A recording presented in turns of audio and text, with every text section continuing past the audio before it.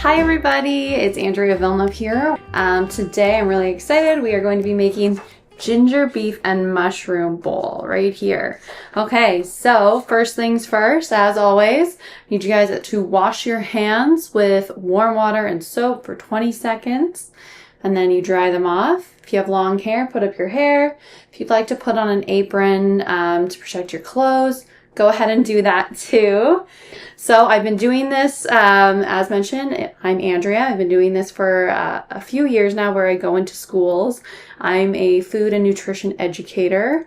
So I give lots of tips and tricks on the best way to cook as I go through. So hopping right into this, I'm going to show you guys the first part of this. This ginger beef and mushroom bowl is kind of a take on a very popular bowl that you might have heard of, ordered at a restaurant called a bibimbap bowl, which is a Korean dish. And usually there's rice on the bottom, and then there's all of these delicious kind of veggie toppings, a nice grilled meat or pan-fried meat, and then a nice runny egg on top with a sauce. And then you just you mix it all together. Really, really delicious. So getting on to some of those flavors, the first thing that I'm going to show you guys how to make is pickled carrots. So this isn't like your typical pickles that you think of, like dill pickles. This is sort of a sweet and sour pickling. It's a quick pickle, so I'm going to do it, and then you basically just let the carrots sit in it for about an hour. Okay, so I'll put this down so you guys can see what I'm doing. So I have an empty bowl. And in this recipe, what I'm going to do is you need to have a 1/4 cup of boiling water. There we go, still really hot. And then I put in a 1/4 cup of sugar. So this is the sweet part. And the reason you want to put that in right away into the warm water is so that it mixes in well. We're trying to get the hot water. You can dissolve more sugar into hot water. So that's why the importance of the hot water, just to make sure that the sugar is really well incorporated and properly mixed in. Okay? And then, so once it's pretty dissolved, we're going to add in 1/2 cup here of vinegar. And that is the sour, tart part of this recipe. Keep on stirring. And then lastly, you want to put in the carrots. So you can see that I've cut these carrots already into sort of a matchstick. But what you can also do is pre-buy them like this. So I cut them up like this, but you can also go to the grocery store and get matchstick carrots that have been already cut up like this. And that just makes it a little bit easier. Although I will say that this is sort of julienne, so this is a knife skill as well. And this recipe is absolutely perfect for that because pretty much all of the vegetables are made into little matchsticks or julienne style cuts. Okay, so basically you just want to make sure that all the carrots are covered, and you're going to just set this aside for an hour, and it just soaks up all of that delicious sweet and sour flavor that we've gotten between the sugar and the vinegar.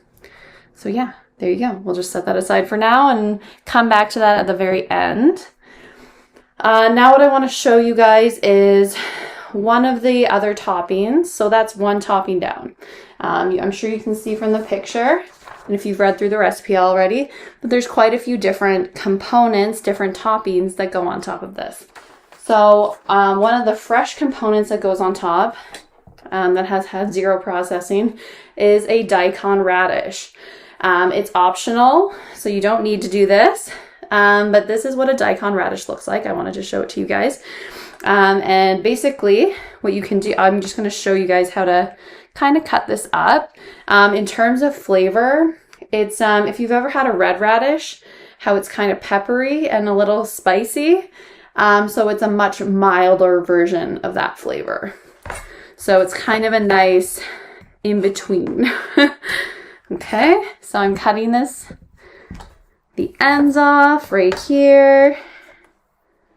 There we go. Put it in a little waste bowl at the side. And I will just use my vegetable peeler. So this is basically, I wanted to show you guys this too because this is what I did for the carrots. And this is also the cut that I'm about to do. I didn't peel the cucumber, but the cut that I'm about to show you guys is what I did for the carrots so that you guys can kind of see how that works. Okay? I'll set that up aside. You guys saw the daikon radish. So as always, so this is with a chef's knife, a way to do it. You just want to get that first flat surface, right? This is a round vegetable once again. So now we have a flat surface. That makes it a lot more stable. As always, I have my my damp towel underneath so that my cutting board isn't going anywhere. And then what you want to do is, as always, the claw, keep your fingers out of the way, and then keep the tip of the knife on the board, and you're just really running your knife through it very, very thin. And there you go. You'll see, like, so we already have some thin pieces going. And already I can kind of smell the daikon radish. It's a little peppery, but not near as strong as your regular red radishes. And then once you get to this point, you can kind of stack them up a little bit.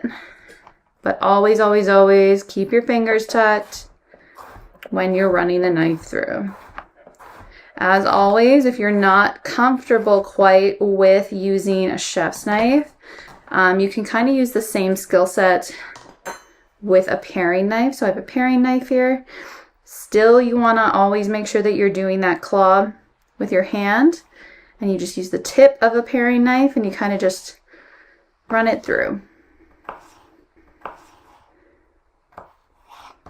There we go.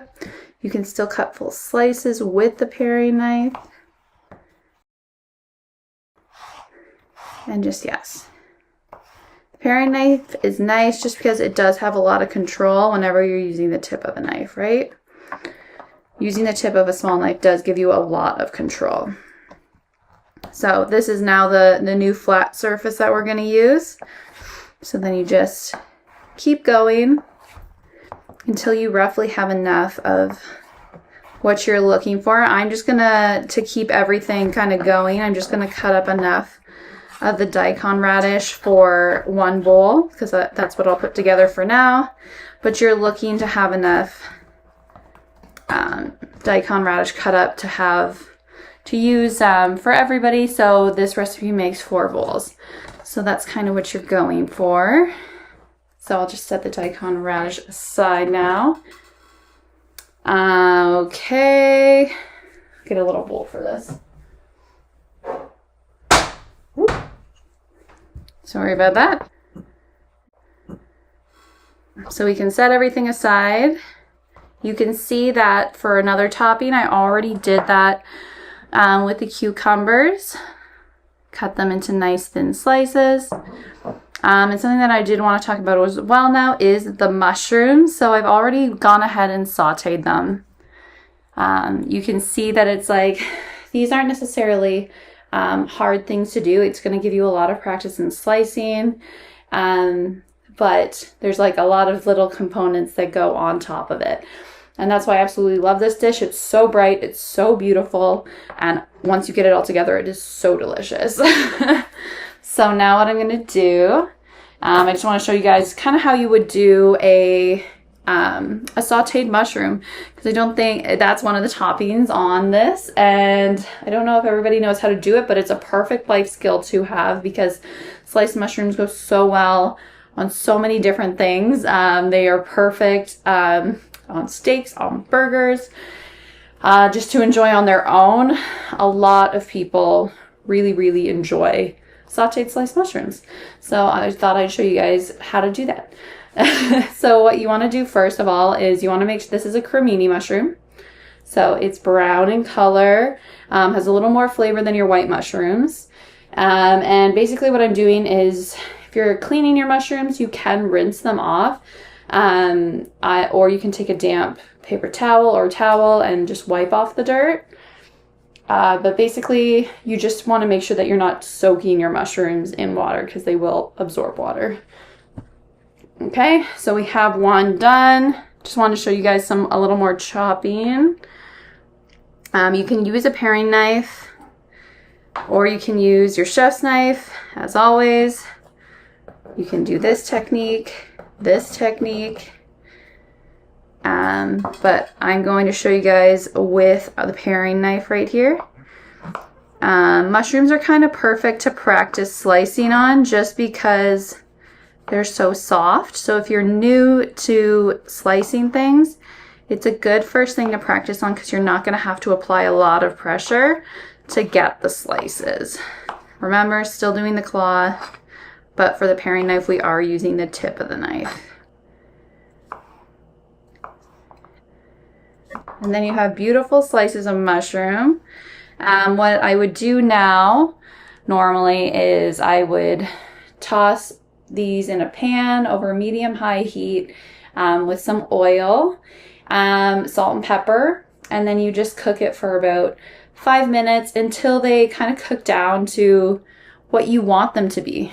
Because the more you cook them down, the browner they'll get and the more caramelized they will get. I personally think that they have the most flavor the more caramelized they get, so I like to cook my mushrooms down quite a bit. But some people just want a fresher flavor, so they don't cook them down as much. But as long as you're keeping an eye on them and you're stirring them, they shouldn't burn, and that nice dark color is desirable because it means that the carbohydrates in mushrooms are caramelizing. And there's carbohydrates in pretty much every vegetable. That's what they are. They're the healthy, very healthy carbohydrates right there. Okay, so I got to show you the mushrooms. Okay, so now what I'm going to move on to is I want to show you guys how to prepare the beef. So this is the main part of the meal. So I just thought I would show you guys. So we're using fast fry steaks. I absolutely love using fast fry steaks because they just cook so quickly. It's right in the name. It's that simple. But you can see it right here. If you're looking for this in the grocery store, you will see that it says fast fry right in the name. Okay. So this is Eye of Round fast fry steaks that we're working with today. I'll point you guys down so that you guys can kind of see how the marinade is coming along as I'm mixing it together. So this is our mixing bowl for the marinade. And I did also want to say that fast fry steaks, we're using the Eye of Round fast fry steak today, but you can also use, the fast fry steaks are from different cuts as well. So there's top sirloin fast fry steaks, sirloin tip, the inside round. So basically what keeps them all together is that they cook very, very quickly. Okay, so we have everything here for our marinade. What I'm going to do, so this right here is the teriyaki sauce going in there. So it's pre-bottled teriyaki sauce going in. If you're really in a pinch, you could just use that. We're gonna try and beef this sauce up a little bit today. So pardon the pun, we're gonna try and beef up this marinade a little bit today with some added punches of flavor. So we put in the teriyaki sauce. Now we're gonna put in the soy sauce.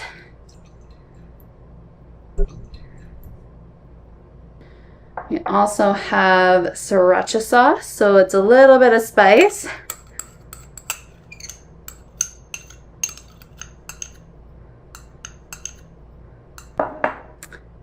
Some sesame oil.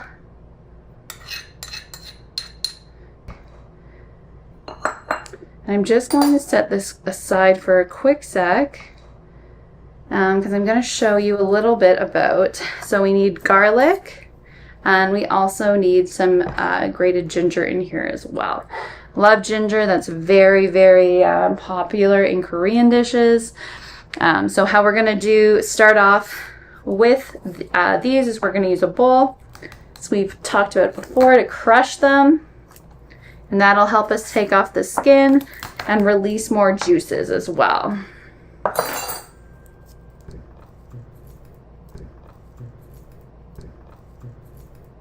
Okay. And then I'm going to use my chef's knife and I'm just going to do a chop basically. Ooh, didn't quite get all the skin off there. And then you just run your knife through it like this, and that's how you mince something right there. So really that easy. When you're trying to make something really, really tiny, this is the technique for that. And you're just chopping it until it is the correct size that you want it to be. There we go. Very close now. Okay. So we're just gonna put all of that in there.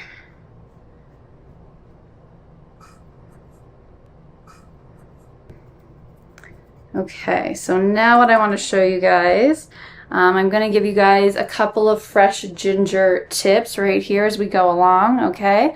So looking at the fresh ginger, I am going to cut off the bottom because it looks pretty not great right there. And then what I'm going to do is to get some of this outer part off, you would take a spoon and you just kind of scrape it off. You can see actually how easily it comes off. And that way you're not wasting any of that delicious interior flesh of the ginger.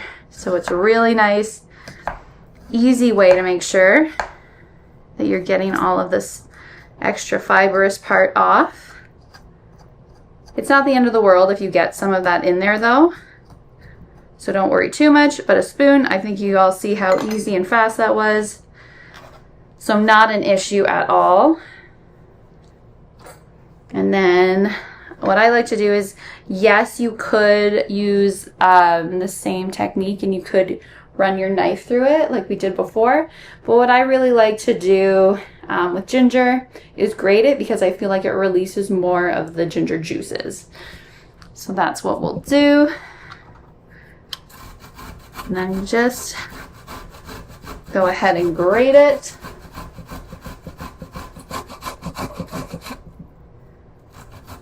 Might have to move it around a little bit.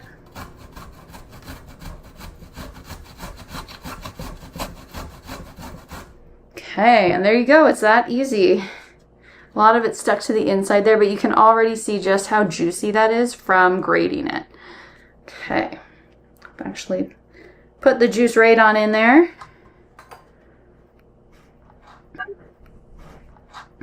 They're kind of getting everything together. Okay, and now I'm just gonna whisk this all up.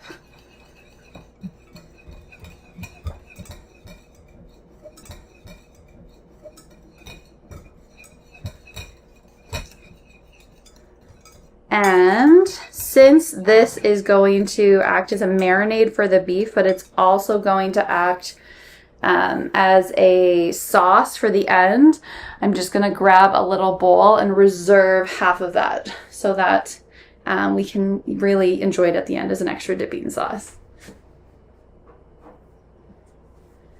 Okay, so here we go. I'm just going to pour some of it over.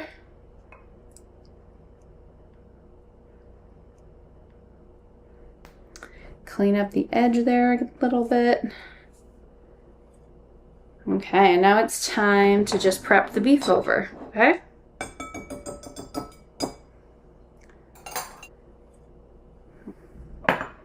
Okay, so we have our marinade already done. I'm just gonna grab our beef.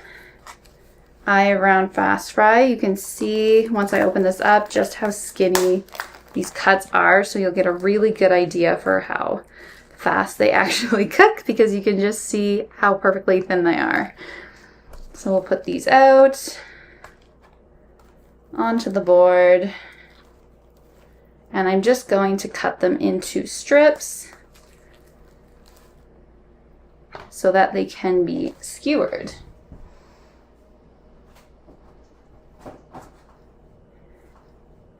So if you are using something like a sirloin cut, or if maybe you're not sure if the cut you bought is actually tender or not.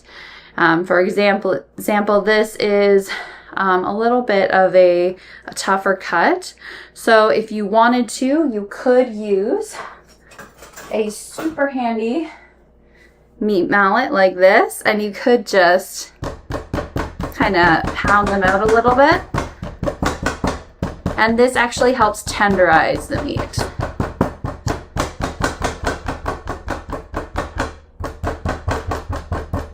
So I'll just go ahead and do that as an example of something you can do to tenderize the meat. But also I do want to mention the fact that even the fact that we are cutting these into strips, that is actually helping to tenderize, because it helps cut muscle fibers that are in the beef. Okay, so you want them to be about 1 inch thick this way, and we're gonna put them right into the marinade as we're cutting them, okay? It's really nice, and we're gonna get them nice, well coated.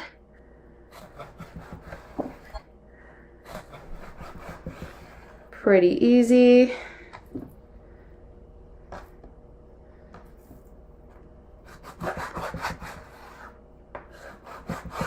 Okay, this is looking so good. The meat is such a nice bright red.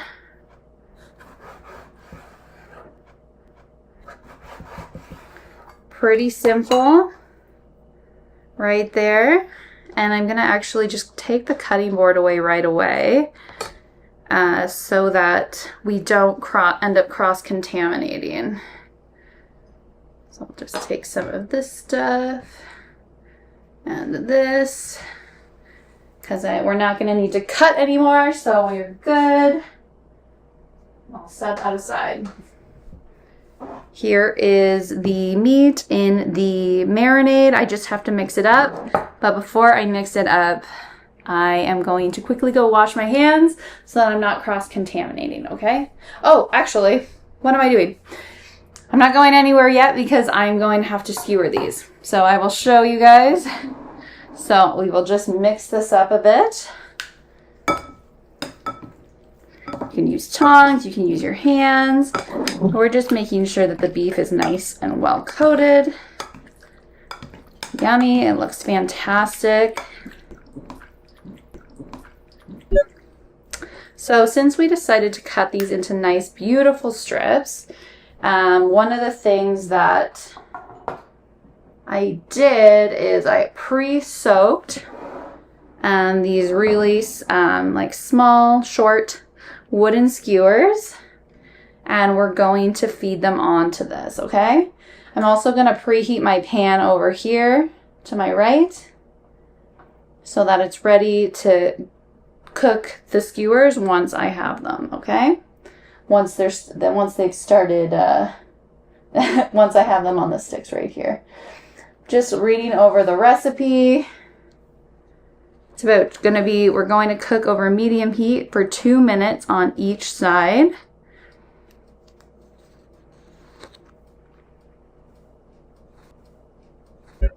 So I will get this going.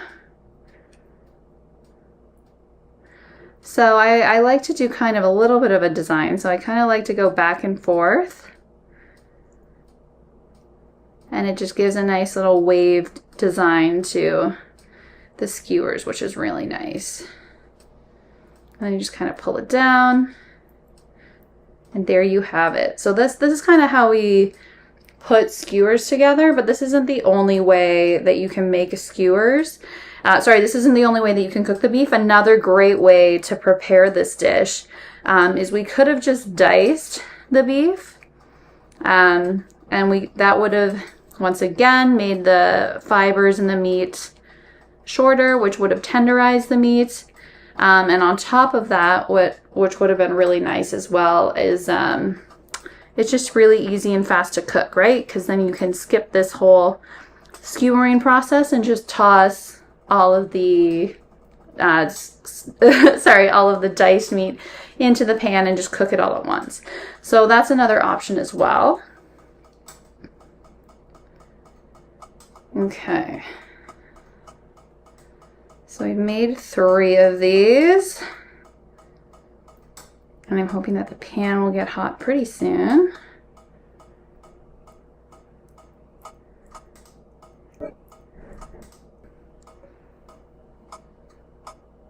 Okay, so the pan is getting hot. So what I'm gonna do, kind of direct you guys this way and put the skewers in the pan. I want it to start sizzling. You can hear it.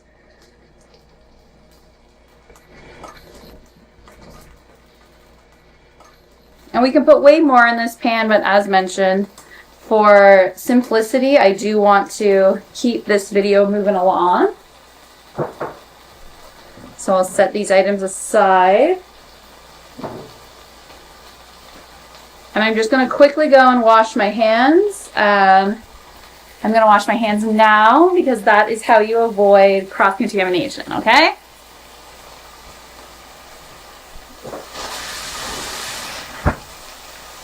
Okay.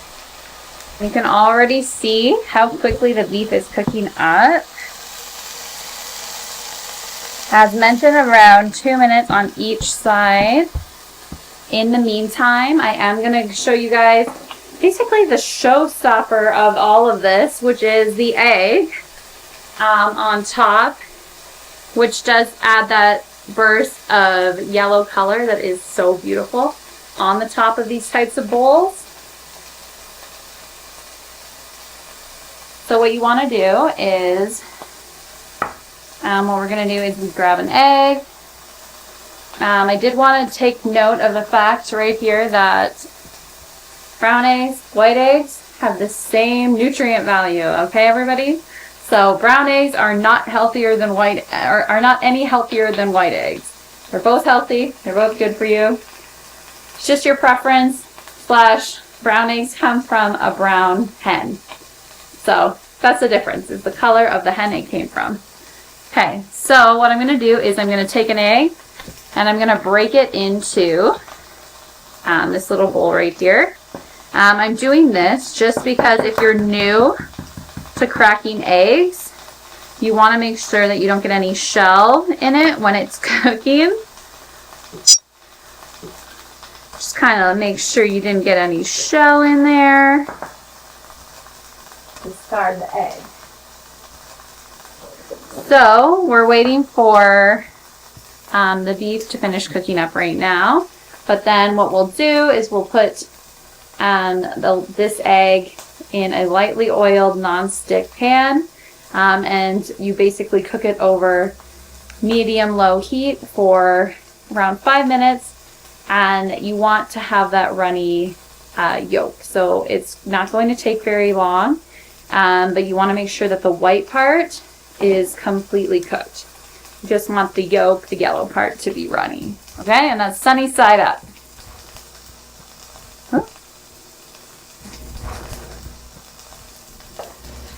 So, just kind of putting these over.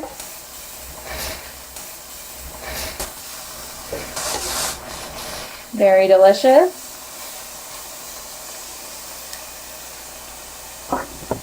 Okay, so that's just going to take a second longer, and then we'll get the egg going. In the meantime, I will talk to you guys a little bit more about putting the bowl together. So right here, I have a bowl. So I'm using just whole wheat noodles here. That's what I happen to have on hand. But you can use, I would highly recommend using either rice or soba noodles for this recipe. Rice is my absolute favorite for this recipe, but they can also be really nicely done with, with noodles as well. Soba noodles are really nice. They're thicker. They're very common in Asian cuisine. I just wasn't able to find them at the grocery store, and that's why I'm not using them today. I don't want you guys to go too far out of your way if you can't find something. It's just, there's a lot going on right now, and if it's hard to find, if you happen to be at a grocery store that regularly sells soba noodles, then definitely give it a try. Otherwise, I would suggest using whole wheat noodles or rice as the base for this dish. Okay, so the beef is done. So I'm going to set this aside on a plate. Looks very yummy. There we go. Yum. Okay, and then we pretty much have all of our toppings almost done. The only one that we're missing at this stage is our sunny side up egg. So I'm just going to set this aside. I have a new pan. I turned this already down to medium low. We have a new pan right here. It's going to heat up. And I have a little bit of oil here that I'm going to use. It's very important to take the precautions to make sure that the egg doesn't stick in the bottom of the pan, because since the yolk is going to be runny, it's very easy to break that yolk when you're trying to get it out of the pan if you don't grease the pan, use a non-stick skillet, all of these things. Okay, this is pretty low, and I'm going to take my egg and my bowl, and I'm just going to pour it in here. And it'll just start to cook. I'll just grab that little... And you can kind of see what it looks like to start. So we're just going to take a moment to put our bowl together while that starts to harden up. You can see that the inside of an egg is clear until it starts to cook, and then it turns white and it gets harder. So that's kind of what we're waiting for right now. Okay, so I have my bowl of noodles right here. That's going to be my base. And everything else that I'm putting around it is in front of me here, so you can see it. So we have, I'm just going to take some of these delicious sweet and sour pickled carrots, and I'll put these on top. Yummy, looks amazing. And then we'll take some of the daikon radish that we julienned. We'll put that on top, or made into matchsticks, however you want to say it. And then we have our cucumber, and you can already see just how much color is added to this bowl, right? Like, it's already beautiful, already so colorful. And then we have our sauteed mushrooms, which are so nicely caramelized, that we will put on as well. Yum.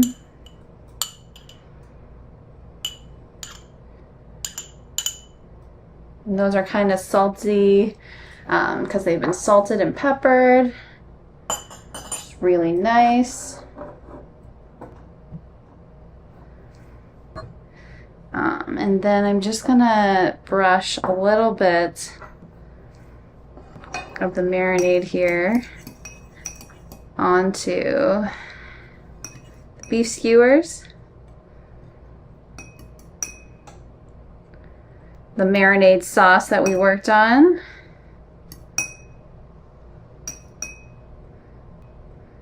And we'll just kind of set the beef here. Once it's been rubbed on a little bit. I like my beef to be very saucy. So that's kind of what we're doing right there. And we can also use this as a sauce, which will be really nice. There's so much flavor in here. And there you go. Once we get the egg on top, it'll pretty much be ready to go. You get the idea of just how colorful this dish really is. How basically all of these toppings come together and work really, really well together. Also, what I love about this bowl is that it does teach just really good food skills in general, because what did we do? We learned how to cook meat. We learned how to cook beef, skewer it, cook it really quickly. We learned how to mix together a sauce, a simple sauce that tastes very good. We learned how to saute mushrooms. We also learned how to julienne or make matchsticks of our vegetables. You learned a little bit about how you can use pickling in something other than actually creating a pickle. And yeah, just also what I love about this dish is that in terms of nutrients, it has a little bit of everything. You have your meat for your protein source. You also have the protein coming over from the egg as well. You also have a wide variety of vegetables, as well as you have a whole grain or grain in the bottom of your bowl, depending on what you end up putting into your bowl. Okay. So the egg is kind of just cooking away. It's not quite done yet, so I'll give you a little bit of a peek. It's almost there. You can tell that the part around the yolk is not quite white yet. There's still some transparent parts. So that's why I'm keeping it on, but you can see that it's just cooking away. The egg is almost done. There we go. I'm just gonna give this a bit of a look.